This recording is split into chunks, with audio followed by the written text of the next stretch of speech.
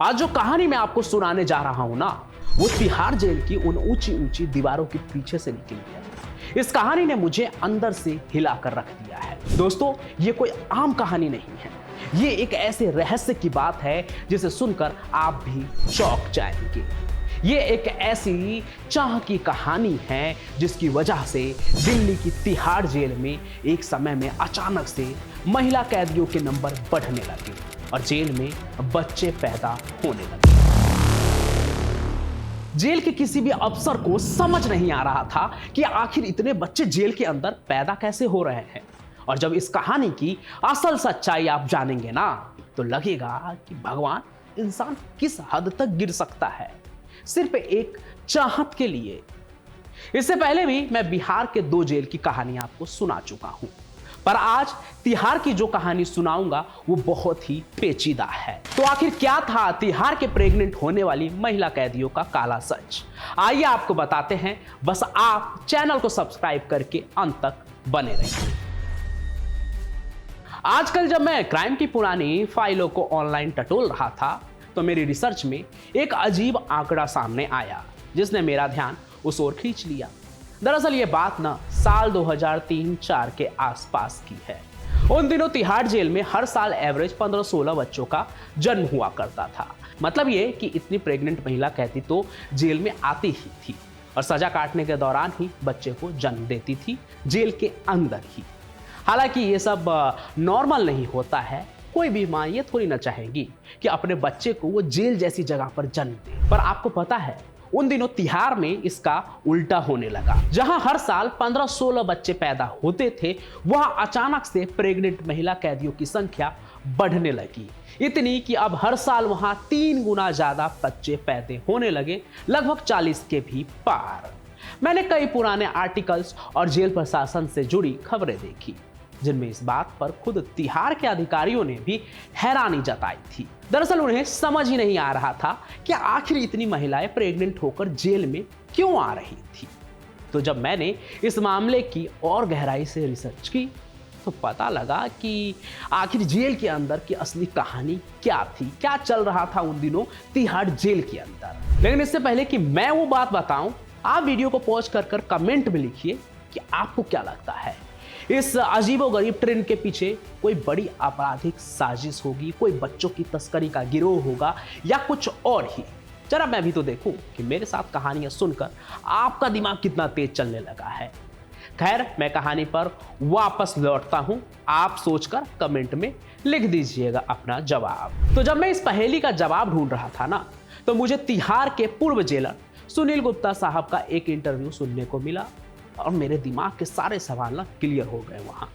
लेकिन मैं सन्न रह गया ये सोचकर कि क्या क्या करते हैं लोग। तो उन्होंने देखिए अपने इंटरव्यू में बताया कि जब जेल अधिकारियों ने इस मामले की गहराई से छानबीन की, तो जो सच्चाई सामने आया ना, और वो सच्चाई किसी भी क्राइम स्टोरी से ज्यादा भयानक थी, क्योंकि इसका विलेन कोई अपराधी नहीं बल्कि अंधविश्वास था।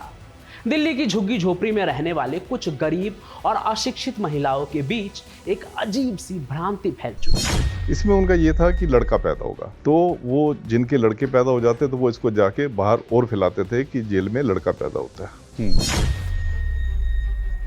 भ्रांति समझते हैं ना, भ्रम होना, यानी कि किसी गलत जानकारी को सच समझ बैठना। तो उनका मानना था कि जिस बच्चे का जन्म जेल में होता है ना, वो लड़का ही पैदा होगा, और सिर्फ लड़का ही नहीं बल्कि वो बड़ा होकर बुरी, प्रभावशाली और ताकतवर इंसान बनेगा। अब आप सोचेंगे कि ऐसा कैसे हो सकता है? ये तो सीधा सीधा विज्ञान का मजाक है जो ऐसा सोचता है या जो ऐसा विश्वास दिलाता है। लेकिन एक बात याद रखिए, भ्रम अपने आप नहीं होता है, उसे फैलाया जाता है। और इस भ्रम के पीछे एक धार्मिक कहानी थी जिसे किसी ने गलत तरीके से फैलाई थी। दरअसल हम सब जानते हैं कि भगवान श्री कृष्ण का जन्म भी जेल में हुआ था। तो भगवान कृष्ण की कहानी को ही किसी ने दिल्ली के झुग्गियों के औरतों के बीच फैलाया कि जेल में सिर्फ लड़के ही पैदा होते हैं। उन्होंने सोचा कि अगर कृष्ण जी जेल में पैदा होकर महान बन सकते हैं, तो उनके बच्चे भी जेल में पैदा होकर ऐसा ही बनेंगे। अब देखिए, ये बहुत ही अजीब बात है, सुनकर ही लगता है, सीधे सीधे बताता है कि शिक्षा की कमी कितना बड़ा अभिशाप हो सकता है। क्योंकि सिर्फ लड़का पैदा हो इसलिए औरतें क्राइम कर कर जेल भी पहुंचने लगी। लेकिन सवाल ये उठता है कि ये महिलाएं जानबूझकर खुद को जेल में कैसे पहुंचाती होंगी? क्या वे कोई बड़ा अपराध करती थी या इनका तरीका कुछ और ही था जो कानून की नजरों से बचकर निकलता होगा? आइए आपको इस सवाल का भी जवाब बताते हैं। तो इस तरह की जितनी भी महिला थी ना, वो कोई बड़ा या खूंखार अपराध नहीं करती थी, बल्कि खुद को जेल पहुंचाने के लिए एक अजीब और शातिर तरीका अपनाती थी। उन दिनों दिल्ली की गलियों में ना अवैध शराब बेचना, उसकी तस्करी आम बात थी। मैंने कई पुरानी न्यूज़ रिपोर्ट्स में पढ़ा कि अगर किसी के पास 10 या 11 बोतल शराब मिल जाती तो पुलिस उसे गिरफ्तार कर सकती थी। बस इसी का फायदा उठाया गया। कुछ महिलाएं खुद ही पुलिस को मुखबरी करवा देती कि उनके पास शराब है। पुलिस भी अपने मासिक आंकड़े को पूरा करने के लिए उन्हें गिरफ्तार कर लेती और जेल भेज देती। सोचिए, अपने पेट में पल रहे बच्चे के उज्जवल भविष्य के लिए कोई माँ खुद को पुलिस के हवाले कर दे। यह तिहाड़ जेल का एक ऐसा पहलू था जो बाहरी दुनिया को शायद ही पता होगा या अब भी होगा पता। लेकिन ये कहानी यही खत्म नहीं होती है। मैंने जो पढ़ा उसमें एक और खास बात सामने आई। तिहाड़ जेल के अंदर जो प्रेग्नेंट महिलाएं आती हैं, उनके प्रीनेटल और पोस्टनेटल यानी कि जन्म से पहले, बच्चे के जन्म से पहले और उसके बाद की देखभाल की सुविधाएं अच्छी होती है। मैंने ये भी पढ़ा कि यहाँ तक कि गायनी स्पेशलिस्ट यानी महिला रोग विशेषज्ञ भी हर समय जेल के अंदर उपलब्ध रहते थे। गर्भवती महिलाओं को अच्छा खान पान और स्वास्थ्य सुविधा भी दिया जाता था, जो उन्हें बाहर की झुग्गी झोपड़ी में शायद ही कभी नसीब होती। मतलब जेल के अंदर जो केयर उन्हें मिल रही थी उसके बारे में वो बाहर की दुनिया में इमेजिन भी नहीं कर सकती थी। तो कुल मिलाकर ना यहाँ एक गजब का समीकरण बन गया था। बाहर गरीबी, अंदर अच्छी सुख सुविधा और ऊपर से अंधविश्वास। इन सब ने मिलकर कई औरतों को ये सोचने पर मजबूर कर दिया कि जेल में बच्चा पैदा करना बाहर की जिंदगी से ज़्यादा सुरक्षित और आरामदायक है। अब सवाल ये उठता है कि जेल के अधिकारी इस बढ़ती जन्म दर से कैसे निपटते, वो भी तब जब उन्हें सच्चाई का पता चल गया था कि आखिर ये जो महिलाएं हैं वो छोटे मोटे क्राइम करके बच्चा पैदा करने जेल के अंदर क्यों आती है। अब देखिए, जेल तो जेल होता है, अपराधियों को सुधारने के लिए वहां पर रखा जाता है, कोई सोशल सर्विस तो है नहीं। अगर ऐसे ही चलने दिया जाता तो पता चलता कि सारी झुग्गी के बच्चे जेल में ही पैदा हो रहे हैं। तिहाड़ जेल न होकर डिलीवरी सेंटर बन जाता। अभी समस्या से बाहर निकलने के लिए जिम्मेदारी जेलर सुनील गुप्ता को ही मिली। उनका रिसर्च का काम भी था, तो उन्होंने पता लगाना शुरू किया कि आखिर इससे निपटा कैसे जाए।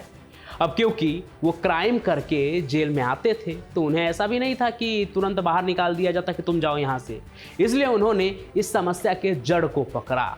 उन्होंने सोचा कि महिला जेल सिर्फ इसलिए आ रही है ताकि उन्हें बेटा पैदा हो, इसलिए पहले उन्हें इस भ्रम से निकालना होगा कि जेल के अंदर आने से लड़का पैदा होता है। फिर आगे चलकर जेल अधिकारियों ने पाया कि 2004 में हुई अधिकतर डिलीवरी में लड़के नहीं बल्कि लड़कियां ज्यादा थी, जो झुग्गी वालों के अंधविश्वास से ठीक उलट था। मतलब बेटे के मुंह में 1 साल तक जेल की हवा खाई और मिला वो भी नहीं। फिर यही वो सच्चाई है जिसने पूरे सिचुएशन को बदल दिया। जब ये डाटा सामने आया कि उनके बच्चे लड़के नहीं लड़कियां हो रही है, तो उन महिलाओं के विश्वास की डोर कमजोर पड़ने लगी। लेकिन ये बात तो सिर्फ जेल में आने वाली महिलाओं को ही पता था। बाहर अभी भी महिला उन्हीं हथकंडे को अपनाकर जेल में आ रही थी। इसलिए जेल सुनील गुप्ता ने अवेयरनेस प्रोग्राम चलाया।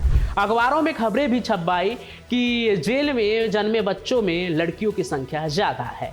हालांकि झुग्गी झोपड़ी में रहने वाले लोग अक्सर अखबार नहीं पढ़ते थे, लेकिन ये जो खबर है धीरे धीरे तक उनके पास परिवार वाले या फिर समुदाय से जुड़े लोगों के जरिए पहुंच गया। फिर धीरे धीरे इस धारणा को तोड़ने में सफलता मिली। अंधविश्वास के बादल छट गए और अगले कुछ सालों में सब कुछ पहले जैसा हो गया। फिर से तिहाड़ जेल के अंदर डिलीवरी का नंबर जो है, बच्चे पैदा होने की जो संख्या थी, वो 40 से घटकर वापस से नॉर्मल 15-16 पर आ गया। मुझे नहीं पता कि ये कहानी आपको पता थी या नहीं, लेकिन पिछले कुछ वक्त से मैं नए नए टॉपिक लेकर आ रहा हूँ। सिर्फ डॉन की कहानी नहीं सुना रहा हूँ जो समाज पर गलत इम्पैक्ट डालते हैं। हालांकि वो क्राइम जॉनर है तो वो कहानी भी मैं सुनाता रहूँगा, लेकिन मैं चाहता हूँ कि कुछ अलग तरह के जो क्राइम हुए हैं उनके बारे में भी नए नए टॉपिक्स लेकर आऊँ। और उसी कड़ी में ये एक और कहानी थी। जेल की कहानियों का भी मैं प्लेलिस्ट बना रहा हूँ। तो 2 कहानी पहले सुना चुका था और ये है तीसरी कहानी। बाकी जेल से जुड़ी और भी कौन सी कहानी आप सुनना चाहते हैं वो आप कमेंट में ज़रूर बताइएगा। और जो मैं ये नए नए कहानी लेकर आ रहा हूँ, बेशक उसे कम लोग देख रहे हैं, लेकिन मैं चाहता हूँ कि इस तरह की कहानी भी आप सुने। तो इस तरह की कहानी आपको कैसी लग रही है उसके बारे में भी ज़रूर लिखिएगा। साथ ही आप क्या चाहते हैं मुझसे वो भी ज़रूर लिखिएगा। तो चैनल को सब्सक्राइब भी ज़रूर कर लीजिए। साथ ही साथ वीडियो को शेयर कीजिए, लाइक कीजिए। मैं पंचम प्रकाश यूं ही अपनी कहानियों के साथ आता रहूँगा। तब तक के लिए आपका बहुत बहुत धन्यवाद।